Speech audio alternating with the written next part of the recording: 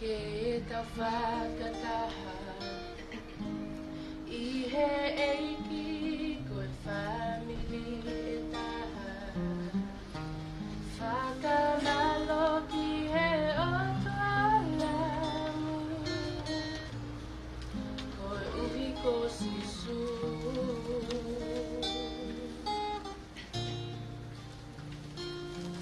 ko whili ki ta tolu koe family ke tau hianga tonu tata waipe koe hawhaiata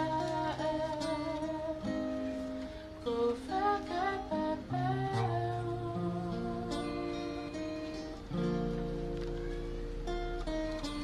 ke ta whakataha I he eiki koe family e taha whakamalo ki he otua o langi koe uhi ko sisu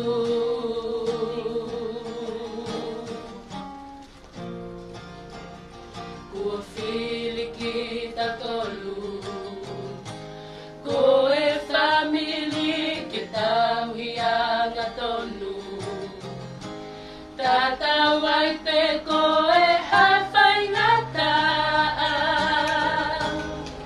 ko whakapapau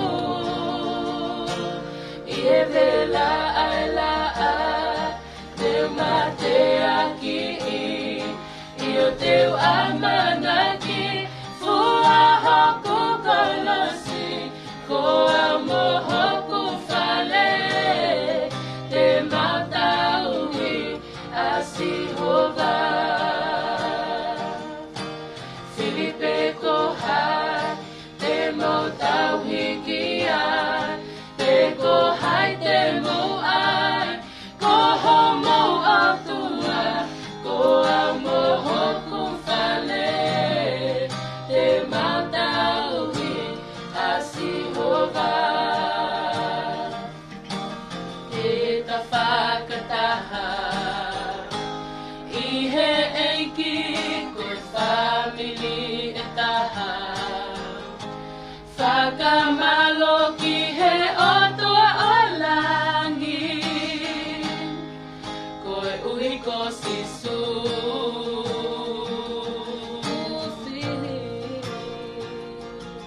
kua whili ki ta tolu koe family ke tau hianga tonu tata waipe koe hawhaingata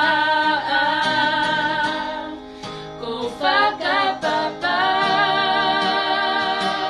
whakapapau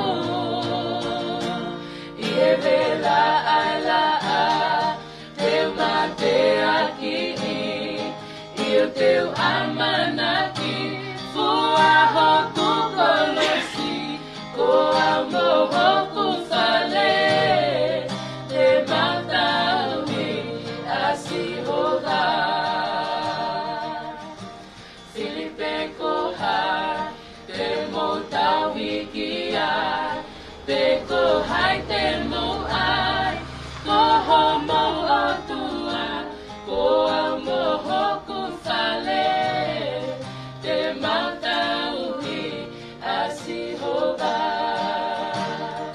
te matauhia te matauhia te matauhia whai maube te matauhia te matauhia te matauhia whai maube I e vela ai la te mate aki I o teu amanaki fua hoku kolosi ko amo hoku fale te matauhi asihova Filipe ko hai te mo tauhi ki ai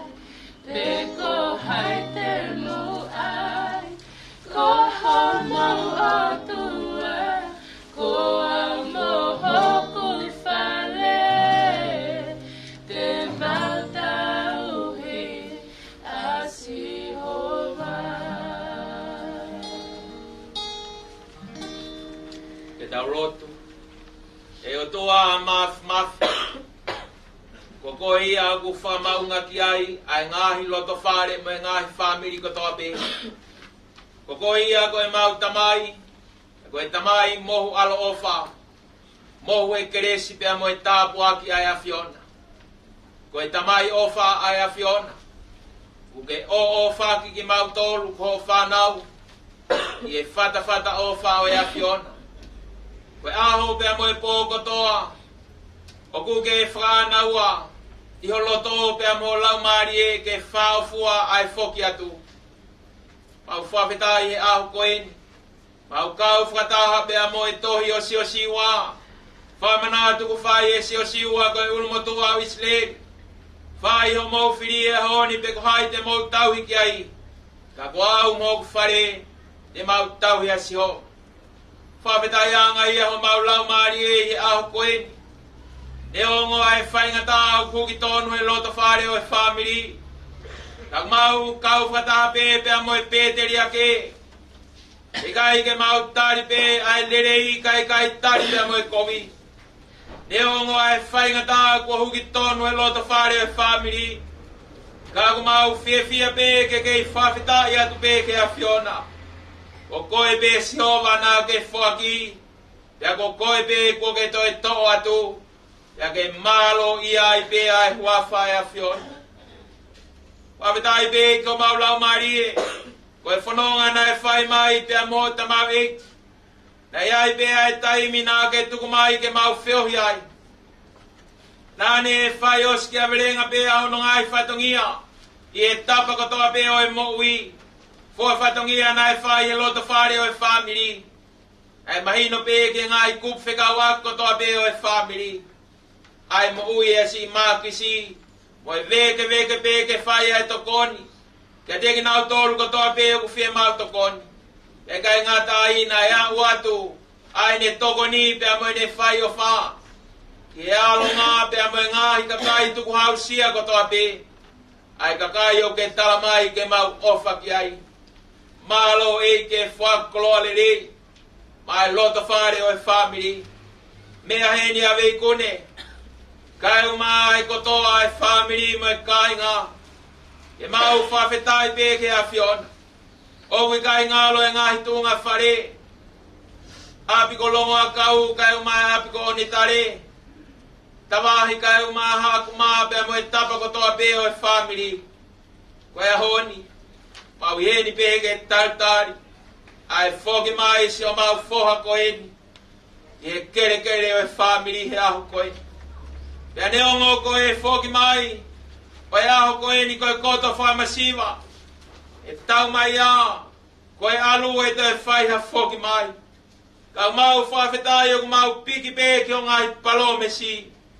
Kui kai te kari aki e loto whare o e family. Kai ngalo, ai tō whaholo mai e Ngaahi kua ngā me Ngaahi tau tangata. Ai tau hina e whai ke a Fiona. Ai tau ina e whai ke whare o tupou.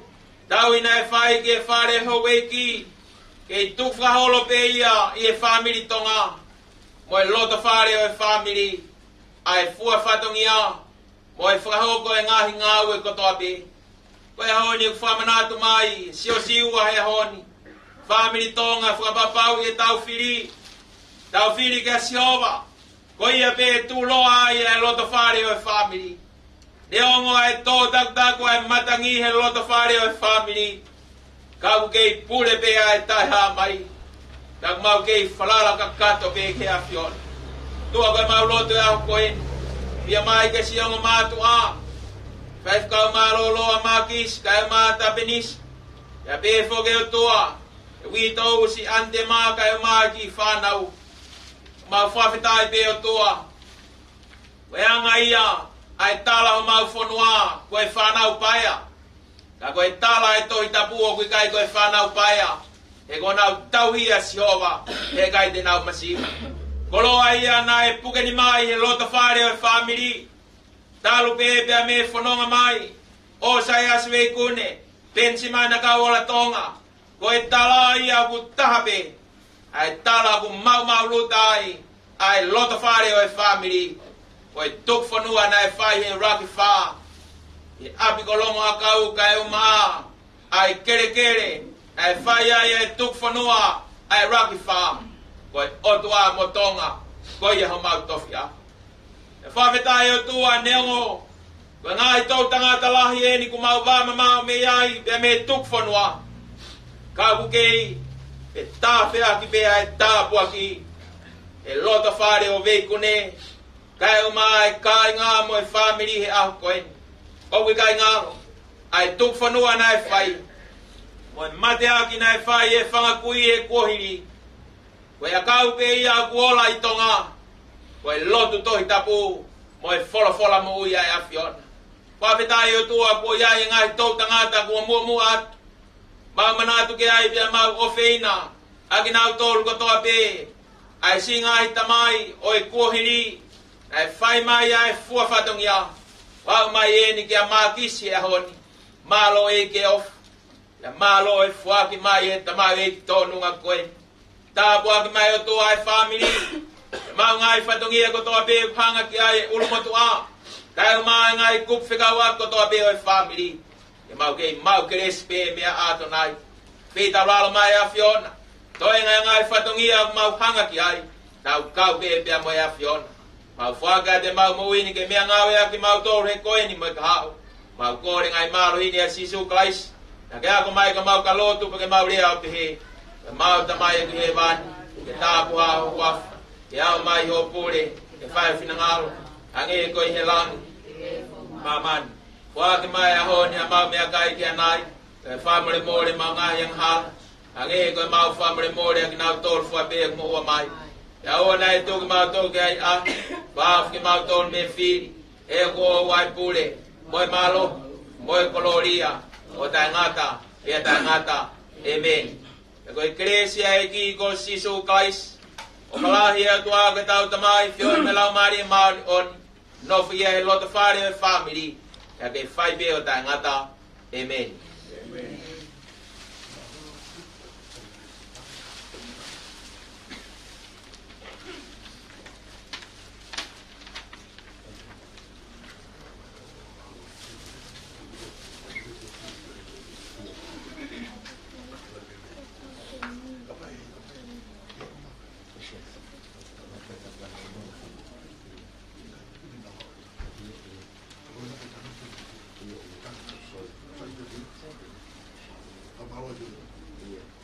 Pamalo atu pe family ko lava e tau Failotu e family ko tui ku teu mai siasi ke nau hoko mai ko famalo atu whahauka te famalo a vikuni te motor ko toa pe family malo api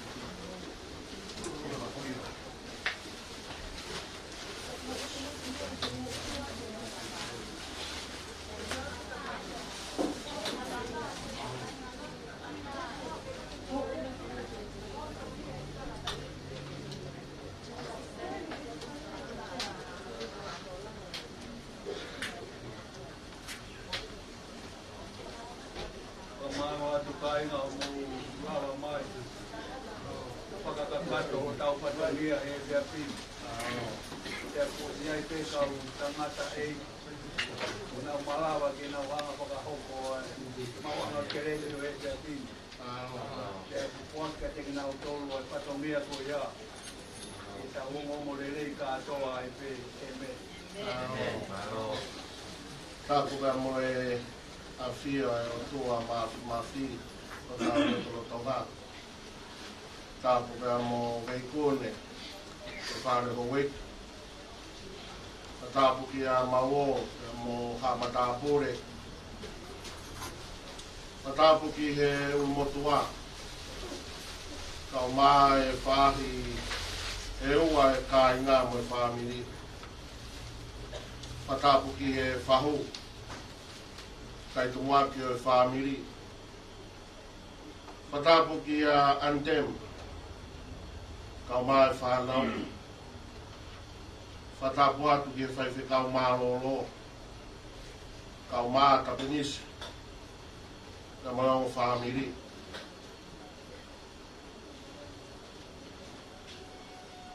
Whatapu atu. Makisi. Ki o whare momoko. Whatapu atu Kingston ki he wanoa. Whatapu atu ki he whamiri o e siasi.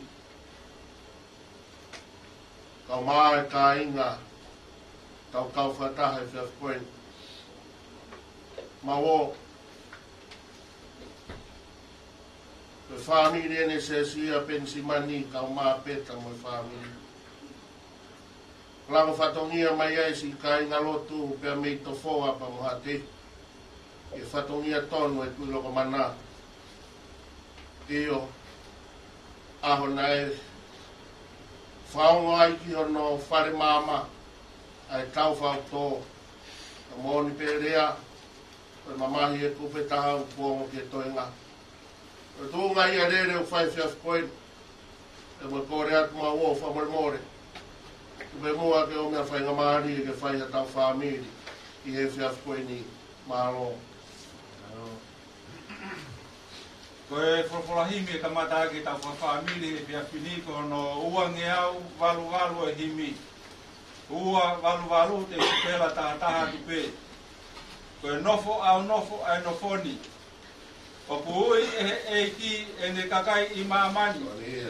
Ke nau teu ki he api. O nofo i he te niti. Te tau nofo he te niti o ua ke au ki api. Nofo langi ia. I he kolo e o tua.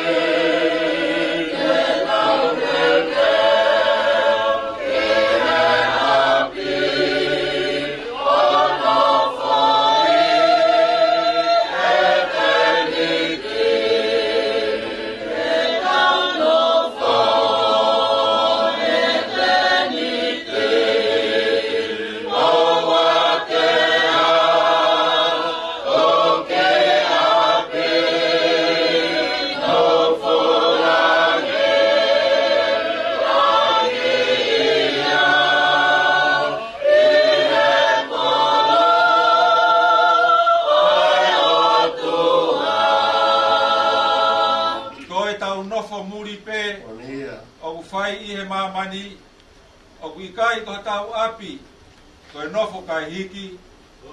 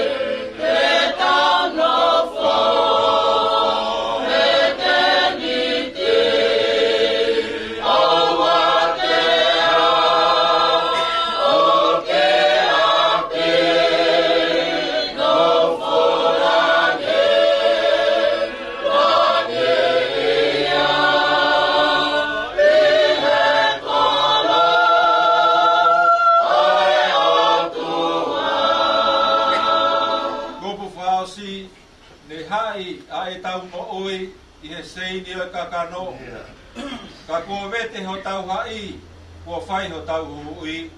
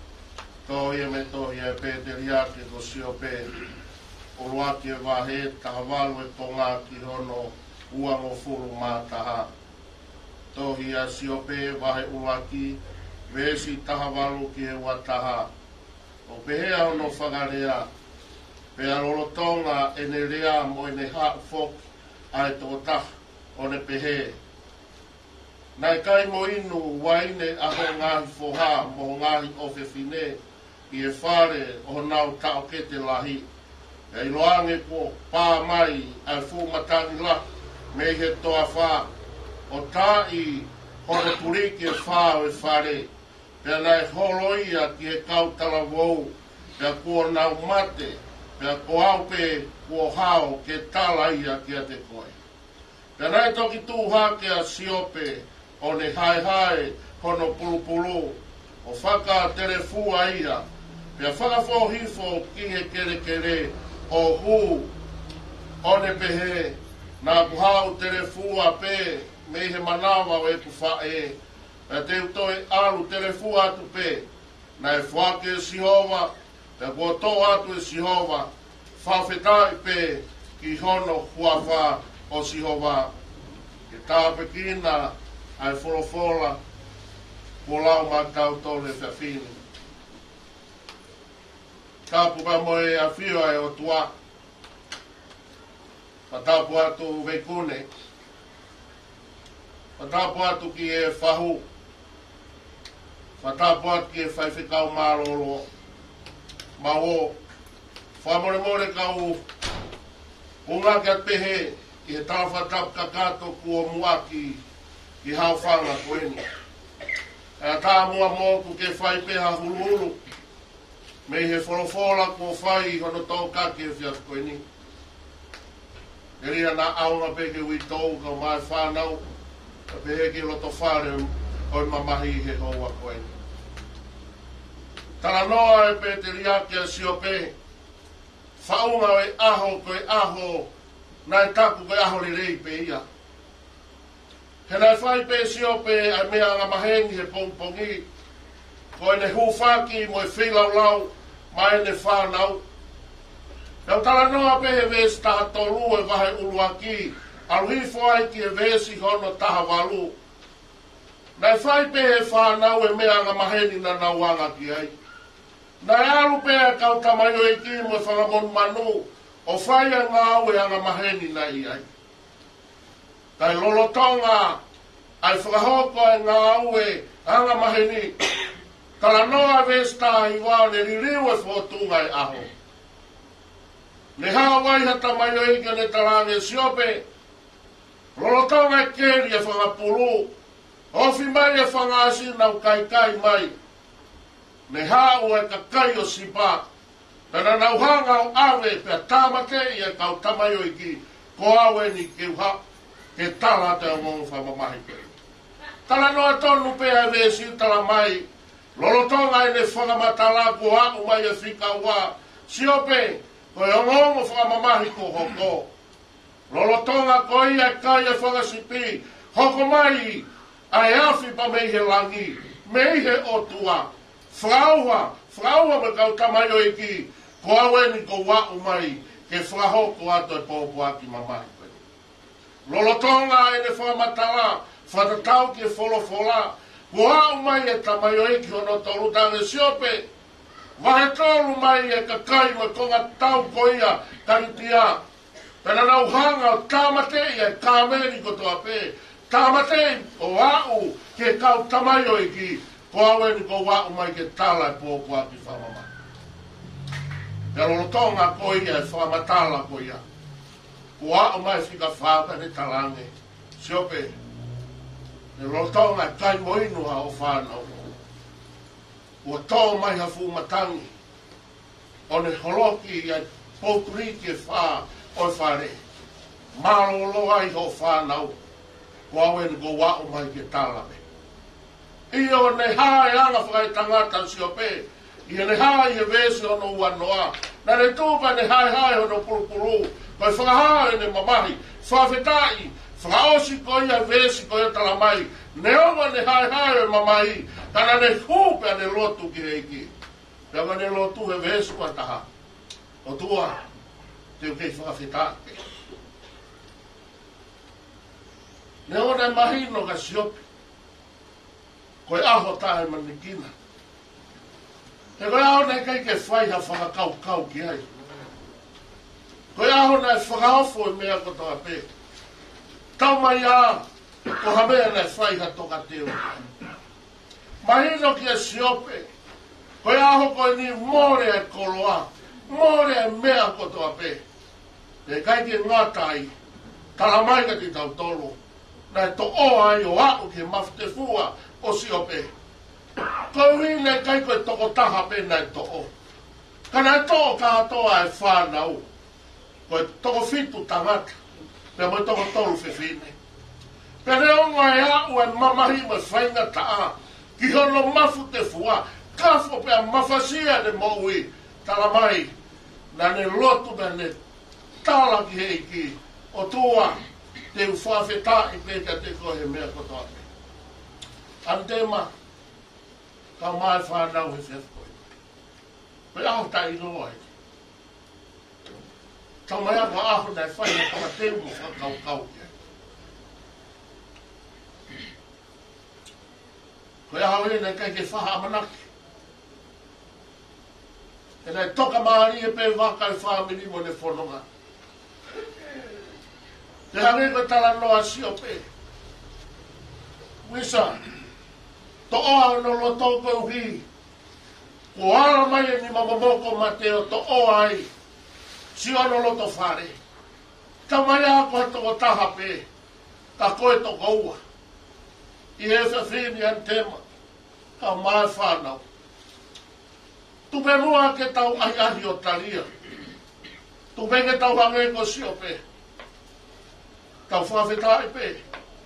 E ko koe na ke fuaki, ko koe peo ke toi toa. Tō pe ke ta whawhetai o hange ko si o pe. Mone lau a kinte vita. Koe hala ia koe ni ko papa ia. Ko pau ke fuawai ha tangata. Pe neonga ne whainga taa. Tau hanga e si o pe omi ai whangalota toka. O tua te mau whawhetai pe. Koe whakahae mo ui o whalala kakata. Koe whakahae mo ui o tui maoni ki he o tua. Neongo e whainga taa.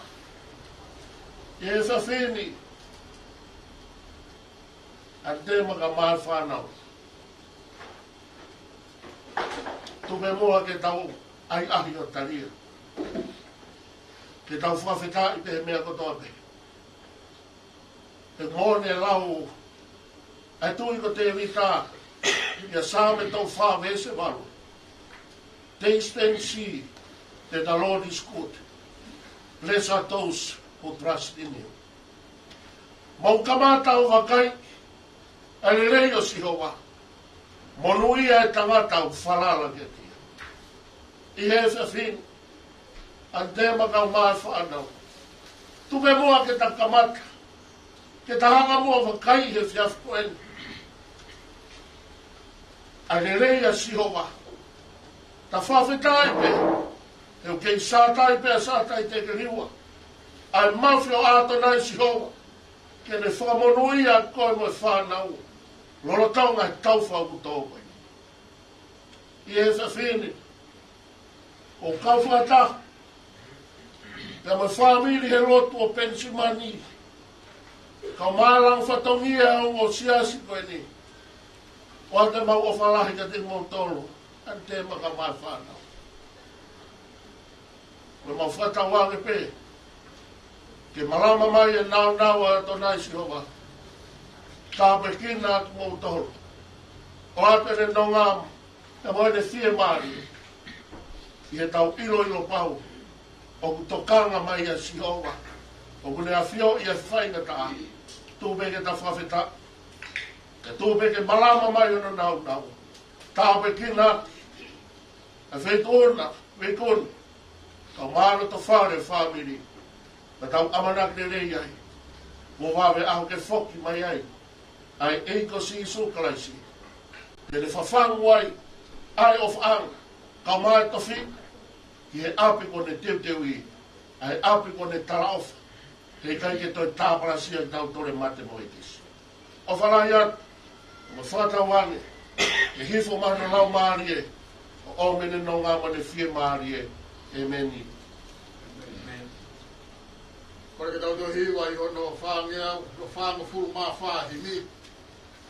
Whā himi, kore tokanga ai e ki ke te ki tau tōro. Whānga furu mā whā, o tokanga mai ai e ki he whainga tā ia. A whonu ai mo ui he mamahi, o kune tokanga mai. Iho o kune tokanga, o ngāhi mamahi, he taha i aho, mo i kuhao, e ne toko ni.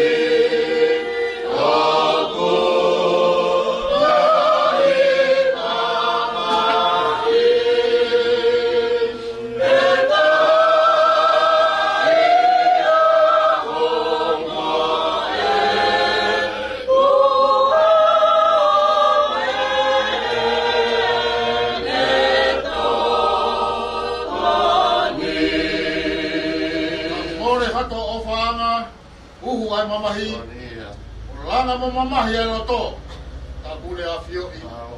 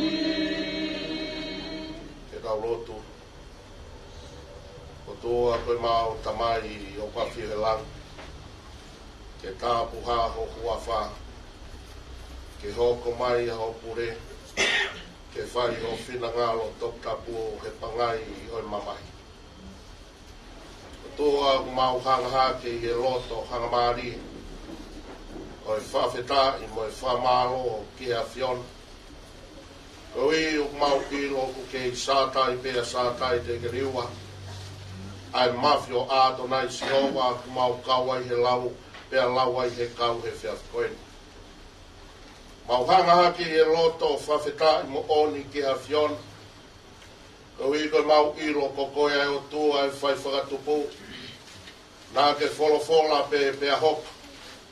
Io nā ke wholofola pe ki he matangi i he waha noa pe nai toka maari e pe a nonga. Pe a mau whawheta. E nai ala i tau kupu mafi o e a whiona. I he whātupu pe a ke ngauhi ak mau tolu. Ai whahinga e tangata koe kalaunia a ho whakatupu. Pe koe koloaia i e mau mo ui pe a mo loto whawheta. Ko hi koe mau ilo, ne ongo pepe koe hai kenga mo hi whonga i mau whanonga. Ka mai whakatau au i me mamani mau iai. O whawhio i a whiona pe hei kai te ri ake ak mau tolu he kopere o whina. Moni ne ongo ka au, o ala mai e nima momoko mate, whawheta, o ke hanga o whai e tāsi pinga te mau tolu. O ke ikuna ia whai toka pēa mo mate pa mo hetes. Pēa ke toitu ke talawe amana ke reika te mau tolu. Ho wani eiki o mau hauha. Mea hene wei kune, kau mātoe ngai whamiri. Ke whai pēa e umo umataha. I e taime e whai ngatahe loto whare koino antema. Kai e ho wani eiki. Mau kolo aia pa mau tangane. He mo oia e Peteri a ke ai ne whalala mo e tui o tua. E ne ongo pēa e taulo fu mai e whainga tā. E ala mai ai e nima momoko Mateo tō ai e ne whanau katoa pē. Kala mai he wholofola he whiawhkoeni. Nai kei whawhetai pēa siope kia te koe. Ko i koe ne ilo e monuia e tangata o ku whalala mau pē kia te koe. E koe tu ngai e mau kau whataha whiawhkoeni. Mone e lau e wholofolaka, mamahi, ai kupe taha kuongo ki he toinga. O wani mau hau pe ia an tema ka mai whana. Mau ilo pe eki. O hange koe tala noa sio pe. Ai ala mai e nima momoko mate. Pea to o ai hono mafte fuahe whiawhkoeni. Peane mai pe koe taha kono whaanga. Kana e ala mai e nima momoko mate. O tō ato ai ua ka koe fua hono manawa. Tupe moa eki. Ke malama mai o nau. Pea ke hoko pe koe pou au me pou mama. ke whamarumaru ki e mo ui a ante mākau mai whānau he whiawhoi. Ke tawhi me ai anonga mo whie maari e a whiona. Pe a lawai ke whakatu mau e nau whalaramo e nau tui. He moni pe a wholofola. Monui e tangata e whalala ke te koe. Ke mau wakai e le rei a sihowa. He tatau pe hea ne a whi. A honi mai pongpongi. Pe a tolonga i au taingata. O mau lotu pe ia e whini a pāta mai. Te hifo mai o lau maari e maoni o ni. Si tāpe kina e wi tōga o mai whāna. O mai haloto toa ma loto lahi. Aki e ala mai ho tō kupu mawhi pa mō whanonga. I e taimi o whainga tāngani. Tāpe kina mai eike loto whare o mamahi. Ai ongo whamiri pa mo i kāinga eike. Whamonuia mai aki eiki. Aho keresi. Ke lawa ike mausio atu kua wawe o toi whoki mai. Ko tala pe a Fiona. O hange ko whakaino hino na whaite sio ne. Tohi. Tohi e monuia nau tolu pe kia he a Fiona. He koe nau malolo pe me nau ngahi ngawe. O tua o kake sola ka tangata. Kake sola kiha ngahi kolo. Kau maa ngai whakawaka. Kia ngai whamiri. Ai tōwanga nei whai e Makisi, kau māhono whoha. O mauilo pe koe hui maulunga a Fiona ke mo ui e tamau e kini kau māhono whoha. Malolo me ngā ue, te ko wawe aho te ke whoki mai ai, te ke whawhangu ai, ka te mau kau whakataha e api ko ke hanga te tewe. Hoa ne ki te malama mau nau nau, si whai tāpe ki nā ke hoa e kini ne mea heni, whai e whalangangi, ko hi ko taime whainga tā koe ni. Whamono ia mai milangina e loto whare koe ni.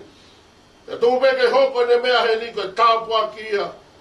Mai witouka mai whanau. Ka eke whamiri hono kātoa te. Mau momoi atu eki. Hala whanonga koe ni eki. Kingston ki e wānoa whakaola mai eki milangi. E tō peke whaia mafi a Fiona. Pea fotu ia. Pea tu mege mau whawhitai peke a Fiona. Ta tāke ak mau tōre uriuri e pō. Whamonui a ke loto whare o masiwapa moe mamahi o koko. Tanu maki ai a mana te rei a Fiona. Ke mau sio atu i tua pui pui o e whaingata. Pea moe nima momoko mate ko wawe ke whoki mai. Ke mau kau whataha moe a Fiona e api ko ke teu tewi. O tua ai e hoa koe ni. Whamore pesi e mau tono no. Ka tūpe ke mau tangi he lalo kolosi a Fiona ki o keresi.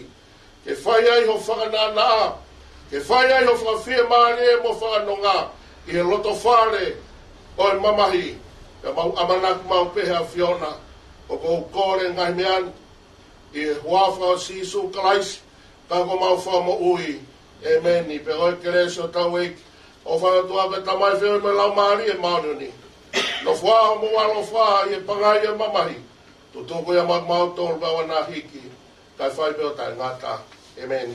Amen. Tapu mo e a whio ai o tua tai hā mai ho tau roto rotonga. Ko o tua aku mā oni oni. Pea tāpu hā a ene pure.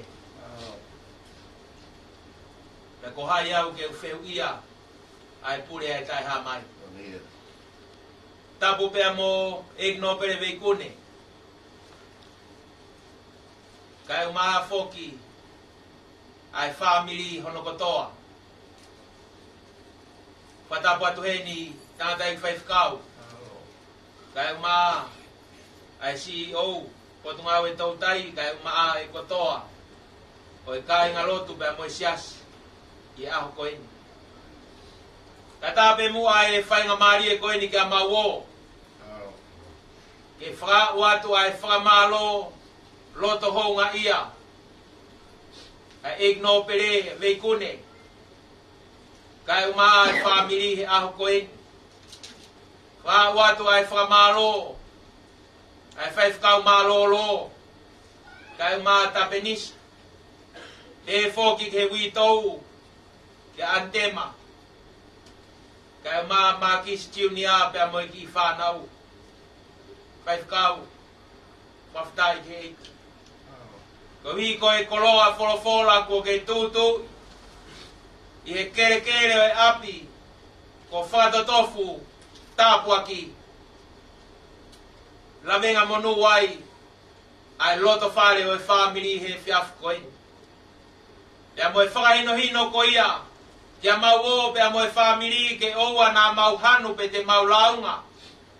Ko hi ko e tūkunga e aho. Ka mau ahi pe ke mau taria. Ke mau whai ai whinangalo o e tai ha mai. Neo ngo e whai ngataa.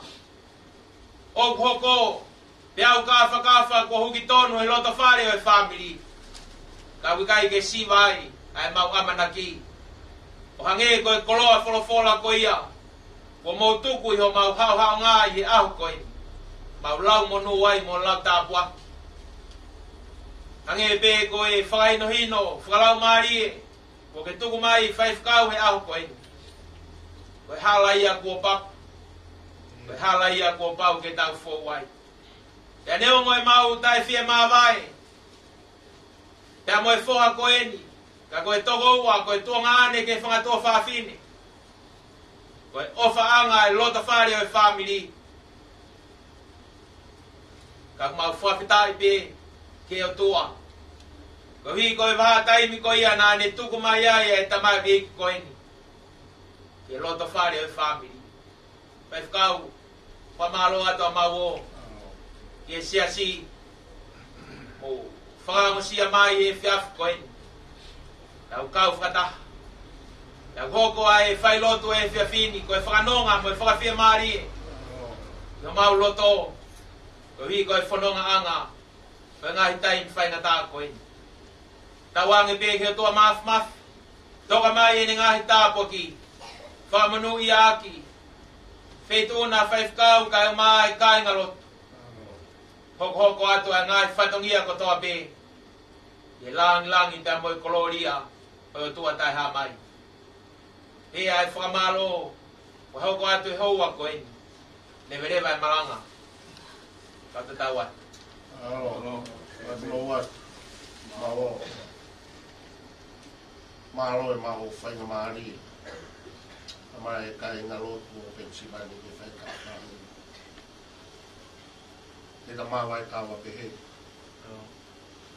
E urere pe o repaka mei tua ngalo tak whatongia ka o hoka kata.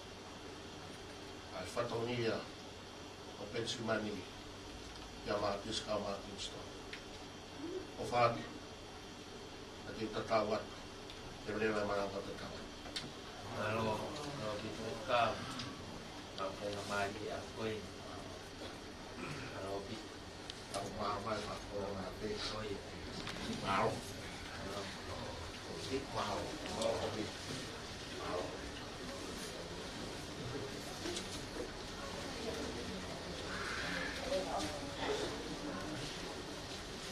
Kau.